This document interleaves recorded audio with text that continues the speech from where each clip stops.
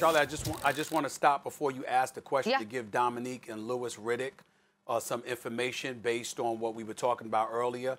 I got information from a very, very reliable source.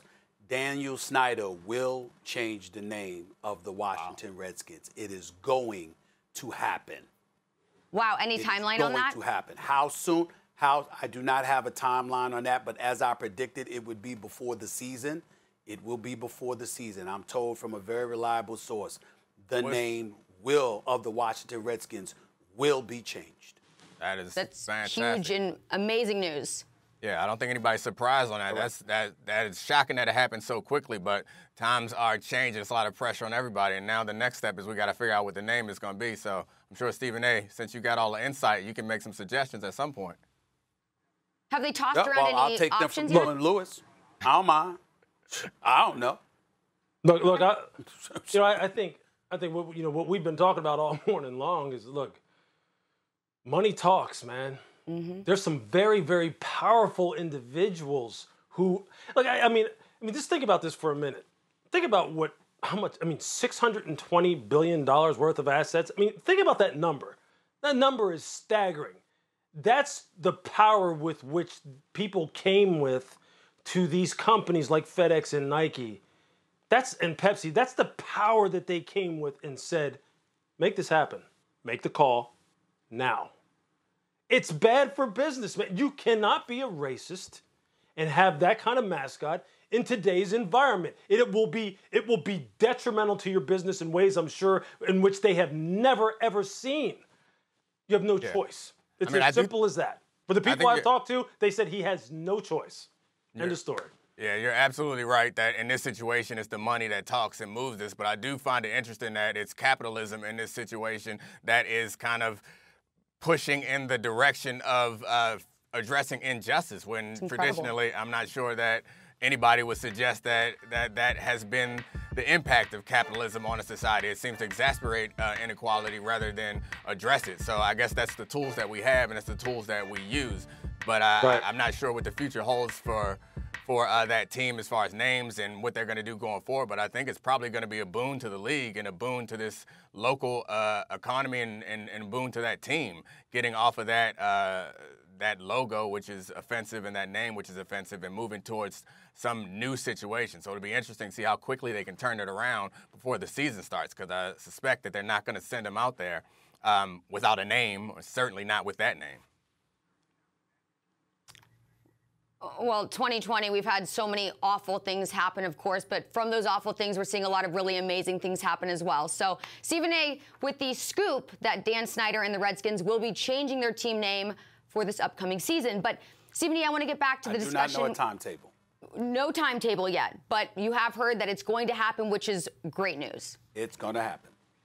Stephen A., speaking of football and the NFL, you think amidst all these coronavirus concerns, there's even going to be a season? I do believe that. And here's the reason why I believe it. I believe, and I've stated this early, and I'll state it again for you guys, former NFL players, NFL executives, obviously Domonique with the Players Association as the president and what have you. You guys would know this better than me, but this is my firm belief. The NFL owners will stop at nothing to have a season, even if it's one without fans. If the season is canceled, it's because medical professionals and the federal government steps in. Probably state and federal in combination with one another, because you got some states that, might bring down the heavy hammer, et cetera, et cetera. But basically, I'm talking about the government and medical professionals will have to stop the owners. That is the only thing that will stop the owners from having a full season. They are going to play. They are detached from this. They're billionaires. They live under a different code. They live in a different world. And the bottom line is their mentality is, from an economic perspective, we stand to lose billions of dollars. Why would we want to do that?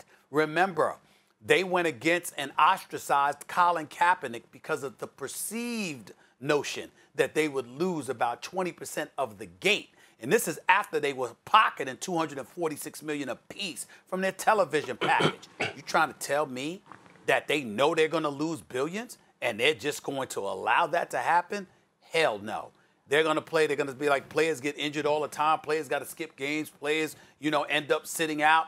We'll deal with it. and they will move forward unless they are stopped. They will not stop themselves. Yeah, there's no bubble situation here like in the NBA, so I think there is going to be a good number of infections. But I do think that there, like you said, Stephen A., there's only a couple ways that the season can be stopped. It's if just so many players get infected that they can't put together rosters, which I think is a chance, but it's unlikely. And the second is if some sort of government or medical agency steps in and stops all that. Again, it's hugely unlikely that happens from the federal government. And if it happens in any particular locale, they can move to other cities and make these games happen.